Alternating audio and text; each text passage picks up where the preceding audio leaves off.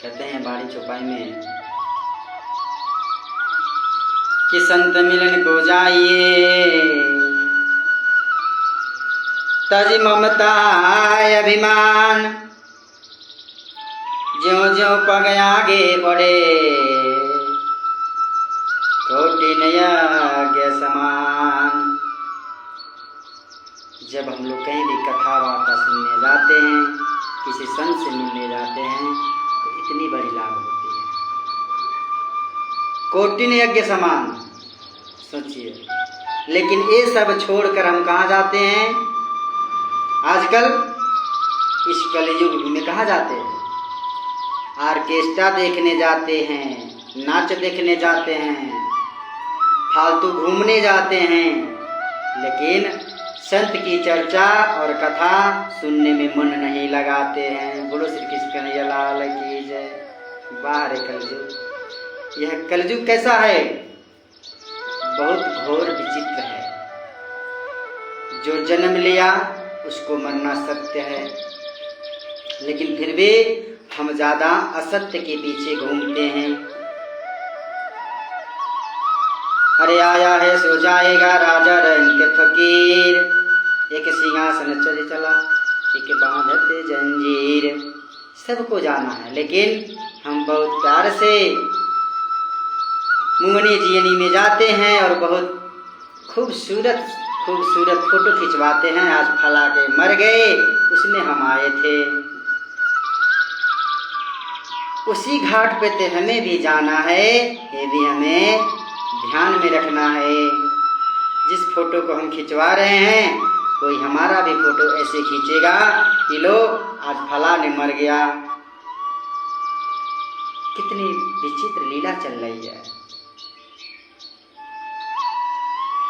मुंगनी jelly हर चीज में हम जा रहे हैं, लेकिन वहां नहीं जा रहे हैं जहां सत्य की मार्ग होती है। उस परम पुरुष संत पुरुष जो वाणी चर्चा करते हैं, ज्ञान की बातें करते हैं, वहां नहीं जाते हैं। कितनी दुर्भाग्य की बात है।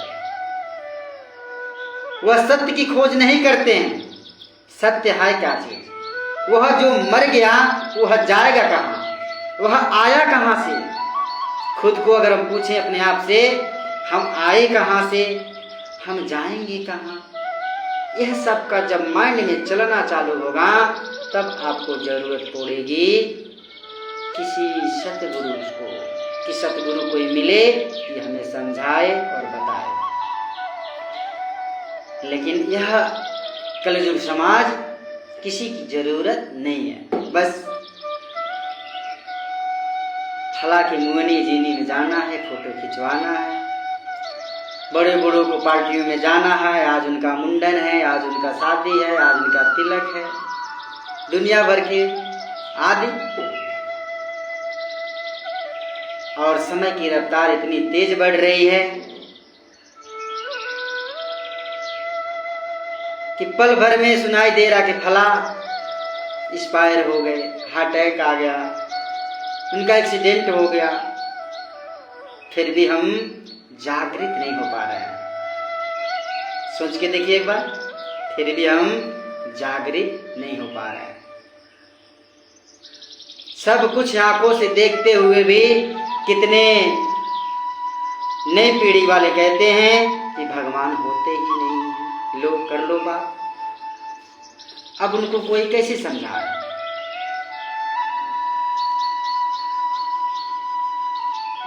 मूर्ख को समझाया जा सकता है,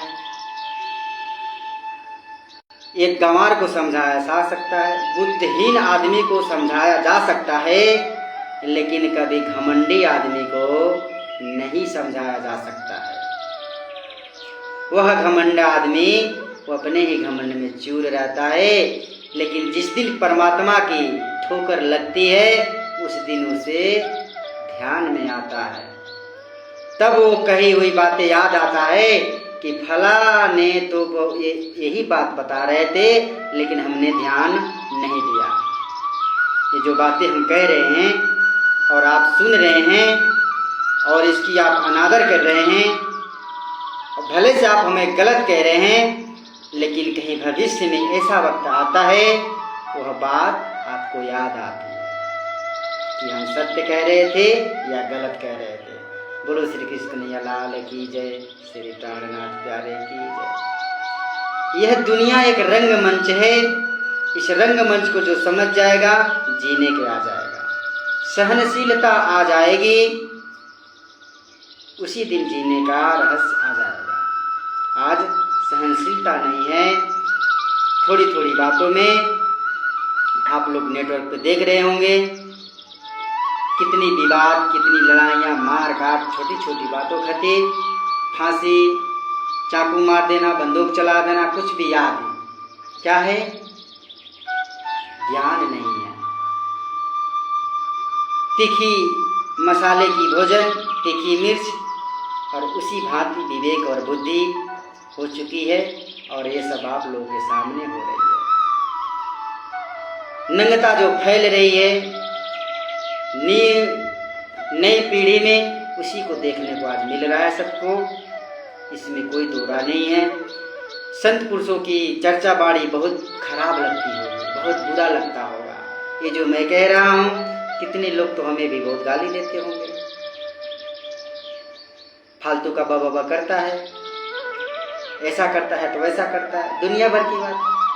तो जो जिस लायक समझते होंगे उनके लायक हूँ।